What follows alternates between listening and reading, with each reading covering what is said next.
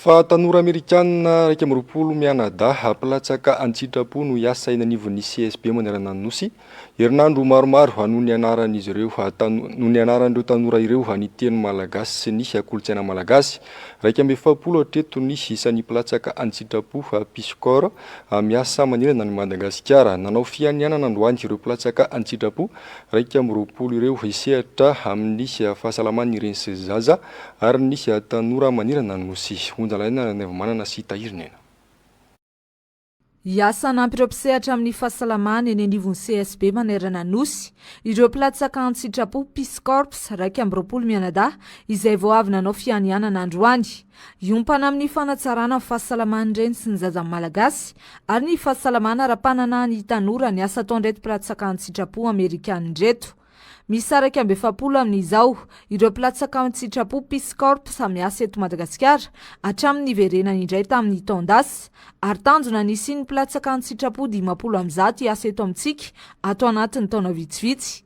Nianatra ny teny malagasy sy ny kolotsaina malagasy ary nipetraka tamina fianakaviana malagasy teny Mantasoa nandritra ny 12 herinandro ireto tanora mpalatsaka an-tsitrapo ireto mialohan'izao nanaova ny fianianana izao. Na dia voavolana vitsy azy ireo tanora ireto ny tonga teto amintsika dia efa nahatsapa sahady ny olana mahazo ireo olona any ambanivohitra eo amin'ny lafin'ny fahasalamana. Any Fokontany ny lalàna tsy tsara sy angamba na CSB lavatra be ny olona trano tsy mora handeha tongatra an CSB rehefa marary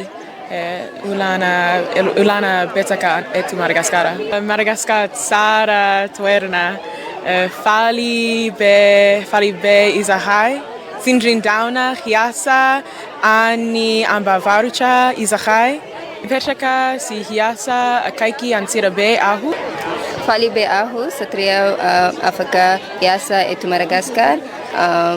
Faly be izahay hiasa amin'ny Soavinandriana. Nanomboka ny taona 2017 ny tonga teto Madagasikara ny mpalatsaka an-tsitrapo Peace Corps voalohany ary firenena raika amby efapolo amby maneran-tany no efa misy azy ireo. Noho ny valin'aretina COVID-19 dia voatery nody avokoa ireo mpalatsaka an-tsitrapo teto amintsika ka tamin'ny taondasa vao niverina indray izy ireo.